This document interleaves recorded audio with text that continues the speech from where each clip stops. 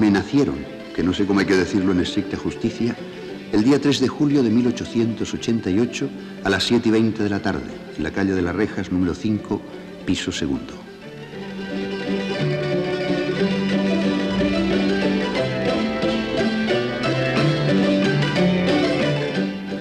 Aquí ve la luz por primera vez, en el soleado atardecer del verano madrileño, uno de los mayores ingenios de nuestra literatura contemporánea.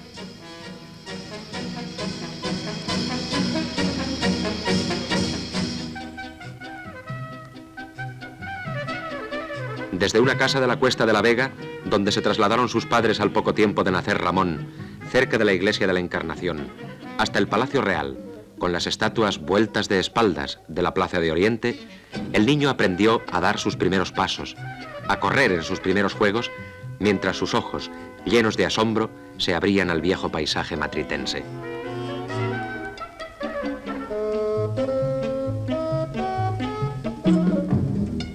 Las consecuencias del desastre de 1898 obligaron a la familia Gómez de la Serna a ausentarse de Madrid. Mi padre optó por el registro de la propiedad porque no le gustaba la carrera judicial y en la lotería de la primera vacante le tocó Frechilla, un pueblo de la provincia de Palencia. El tren pasó en la noche por muchos pueblos y en Venta de Baños, desde entonces inolvidable, hubo un trasbordo en medio del frío y bajo la ducha helada de las estrellas. En la madrugada llegamos a Carrión de los Condes y desde allí, en un coche, hicimos unos kilómetros hasta llegar a Frechilla. La imagen de aquella casa grande en medio de la plaza del castellano pueblo de su infancia, con la persistencia de las cosas que se graban en la memoria de un niño, nunca se le borraría a Ramón de la mente.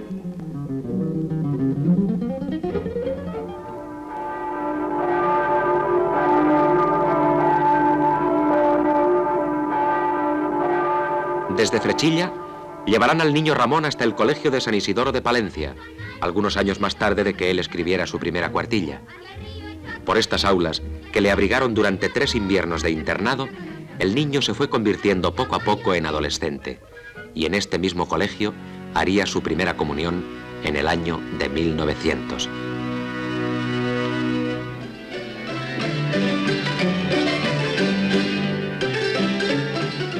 En una fuente esquinada, en el colegio de los Escolapios donde terminó el bachillerato, aún siguen estando aquellos 2 delfines que, al decir del propio Ramón, se enlazan y no se sabe si el agua que echa el de la derecha es del de la izquierda o viceversa. Con su título aún mojado de bachiller y con 30 duros en el bolsillo, viaja por primera vez a París y la capital de Francia se le aparece extraña al asombrado adolescente.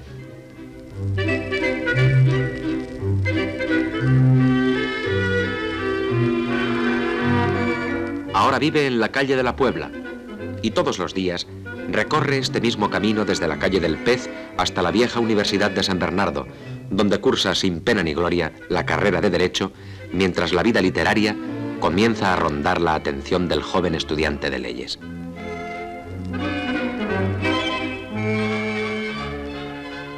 Muy pronto descubre uno de los insólitos mundos de Madrid, el rastro.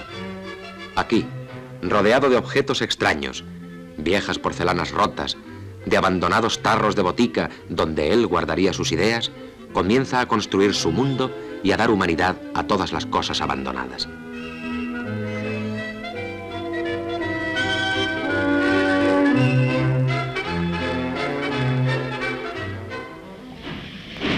Por las orillas del Sena estrena indumentaria y aquel mechón de pelo que le caía sobre la frente y que le caracterizará físicamente durante toda su vida.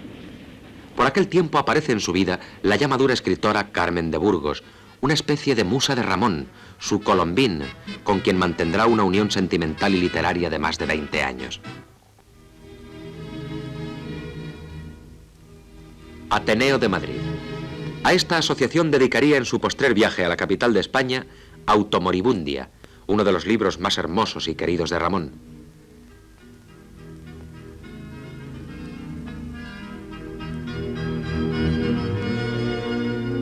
Aquí vive una intensa vida literaria y en las veladas del Ateneo de Madrid hace sus extraordinarias piruetas de frente a todos los ismos, introduciendo en España toda una nueva concepción de la creación literaria con el único ismo en el que creyó en su vida, el ramonismo. Sus libros se van sucediendo en continua publicación. Su fama va creciendo. Ramón es como un Midas que todo lo que pasa por sus manos lo convierte en viva y audaz literatura. La crítica y el público le consagran, le aplauden y le denuestan, mientras sus primeras obras empiezan a ser traducidas en Francia. Entre esta galería de retratos que decoran el Ateneo madrileño, vemos el de Ramón colocado entre los inmortales de una gran generación de la vida intelectual de España. Aún resuenan por estos pasillos, para quien sepa escuchar, el eco de las voces que polemizaban ante su presencia. Una de las muchas facetas que cultivó esta gran personalidad literaria fue la de las conferencias. Con ellas inaugura una nueva veta del humorismo, adelantándose en muchos años a los que hoy día tratan de pasar por creadores siendo meros imitadores suyos. Unas veces da conferencias vestido de torero, otras de Napoleón. En el Ateneo se reúne un público selecto que le vuelve la espalda porque no entiende o no quiere entender el verdadero significado de la creación ramoniana. En el otoño de 1914 funda su tertulia en el antiguo Café y Botillería de Pombo. Allí mismo, en la sagrada cripta de Pombo, uno de los más grandes pintores de nuestra época, Gutiérrez de Solana, inmortalizaría a Ramón y a sus contertulios en uno de sus más famosos lienzos. Desde la Europa en guerra, viene a refugiarse aquí la marea rebelde de los nuevos pintores y escultores, constituyéndose una barricada desde la que se declara la guerra a la estética burguesa. Mientras tanto, Ramón escribe sin cesar y el garabato de sus cuartillas se desparrama en las mesas del café.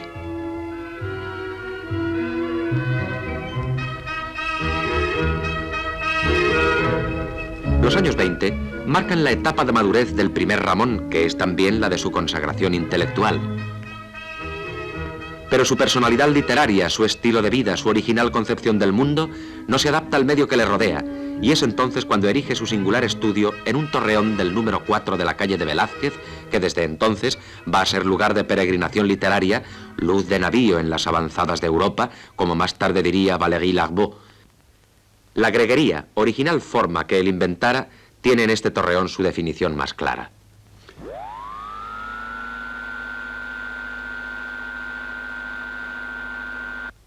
Las muñecas que cierran los ojos los cierran muertos, no dormidos.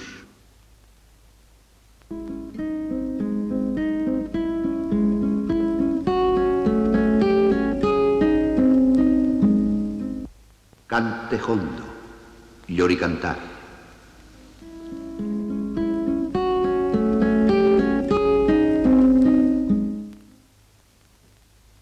Le llegó el éxito cuando ya la americana le venía grande.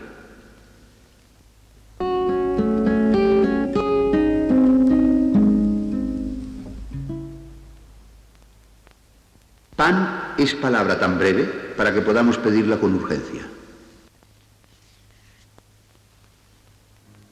En el torreón está su mundo y se siente a gusto en su relación directa con las cosas, entre sus maniquíes y su inseparable muñeca de cera, callada y sentimental compañera de su vida. Un día publica 5 libros a la vez y como propaganda de ellos se manda a hacer esta original fotografía. Ramón sigue enamorado de las cosas abandonadas y las da vida con el toque mágico de su escritura. Aquí vive feliz.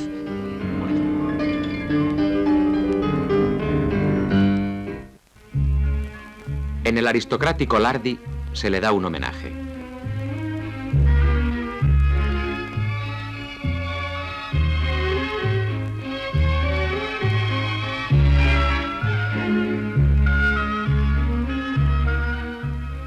Otras manifestaciones parecidas se suceden a su alrededor.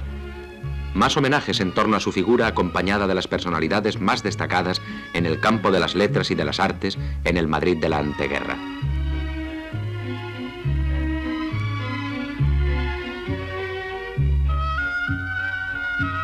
Estas fotos son testimonio de la admiración que produce entre sus contemporáneos la figura de Ramón.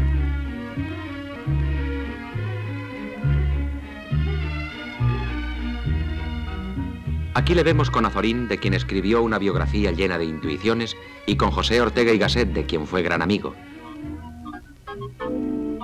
Un día va a la verbena y hace de muñeco del pim pam pum. Ramón sigue enriqueciendo su experiencia con el roce diario de la gente, manteniéndose en equilibrio entre lo original y lo extravagante.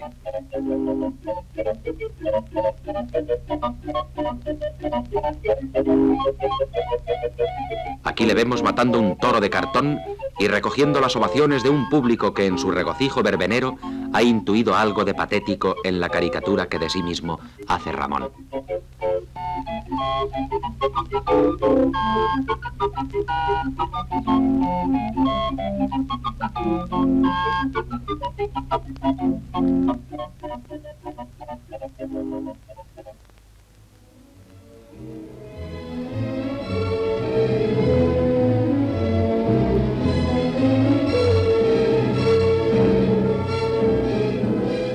Y sus libros y escritos siguen sucediéndose porque Ramón no deja de escribir nunca y de crear literatura desde los tiempos en que su padre fundara la revista Prometeo, con la que establecería su primer contacto con los escritores consagrados y con los nuevos que él introduciría en España.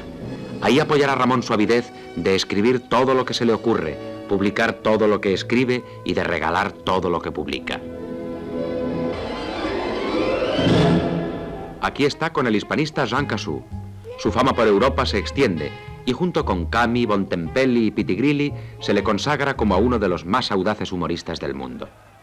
En 1929 hace Ramón su salida al teatro con Los Medios Seres, que se estrena en un local madrileño.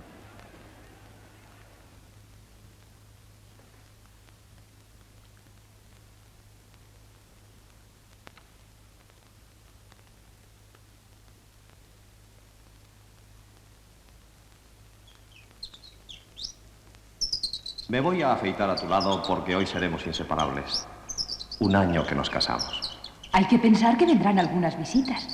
Don Cerato, tía Luisa, que se pondrá su traje de moaré y el medallón de aquel niño que yo dudo hasta de que naciese. Lucía, por Dios, ¿para qué acortar nuestro aniversario?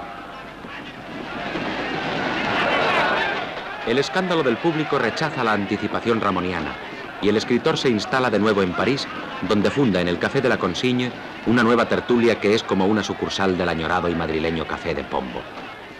En uno de sus viajes a Lisboa descubre Estoril, que era entonces, según el propio Ramón, algo dulce y herméticamente separado del mundo. Allí construye su chalet, El Ventanal, pero su estancia es breve y los apuros económicos le hacen vender aquella casa del litoral portugués. Estamos en 1931, año decisivo para la vida española y también para la de Ramón. Al principio del verano hace su primer viaje a la que desde entonces sería su segunda patria, la Argentina.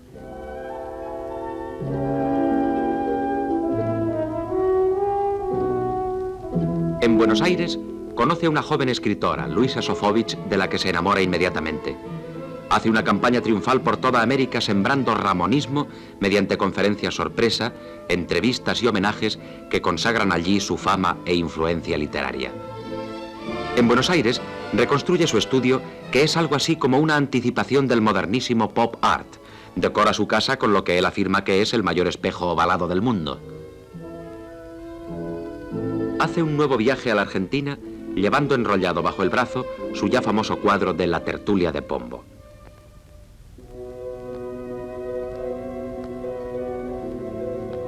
Este es un original retrato de su mujer, Luisa, pintado por el propio Ramón. Son los años de la máxima popularidad de Ramón en los que desarrolla una vastísima labor literaria. En el verano de 1936 huye del Madrid en guerra para desembarcar en Buenos Aires en el mes de septiembre. El poncho de gaucho argentino no le hace olvidar su patria lejana y en crisis. Han pasado los años y en 1948 publica Automoribundia, el libro más grande de los suyos. Un año antes había regalado generosamente al Museo de Arte Moderno de Madrid el gran lienzo de Solana. En 1949 Madrid, agradecido y añorante, le llama y Ramón viene con Luisa invitado por el Ateneo. Madrid se vuelca entonces, conferencias, homenajes, entrevistas, ediciones. Su popularidad vuelve a convertirse en el centro de la vida intelectual española. Pero es un juego nostálgico. La imagen del Madrid de Ramón ha desaparecido para siempre, ha pasado a la historia, y solo unos amigos se la reconstruyen un instante para él, como en un breve fuego de artificio. Ramón ha cumplido ya los 60 años y vuelve a la Argentina diciendo su último adiós a la ciudad que le vio nacer. la nación hermana de la Argentina le ha vuelto a abrir los brazos. En 1962, el poeta chileno Pablo Neruda pide para él el premio Nobel. La cara de Ramón se va envejeciendo y la muerte va venciendo poco a poco su última batalla.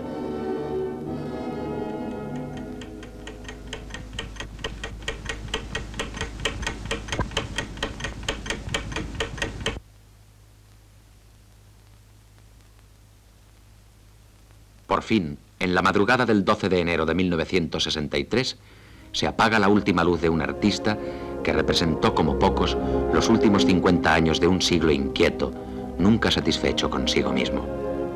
El tarro de las ideas se cerró para siempre. Viajero por primera vez por el aire, llega Ramón desde la Argentina a Madrid. Un silencio le acompaña hasta su descanso. La vida de Ramón es la historia de un joven que se hizo viejo sin apercibirse de que sucedía eso, contando algo de lo que pasó o tuvo a su alrededor y que le obligó a pensar en pensamientos independientes. Historia de cómo ha ido muriendo un hombre, y más si se trata de un escritor que se le va la vida más suicidamente al estar escribiendo sobre el mundo y sus aventuras.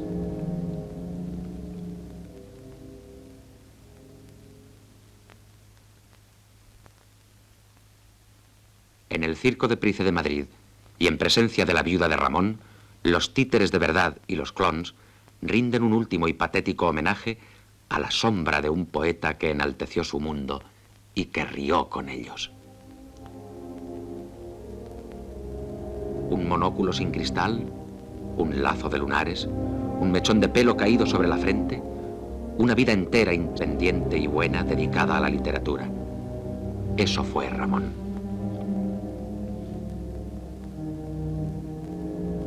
Se ha puesto el punto final a la última página del libro de su vida, pero su obra, literatura pura y limpia, perdurará como una greguería que vence al tiempo.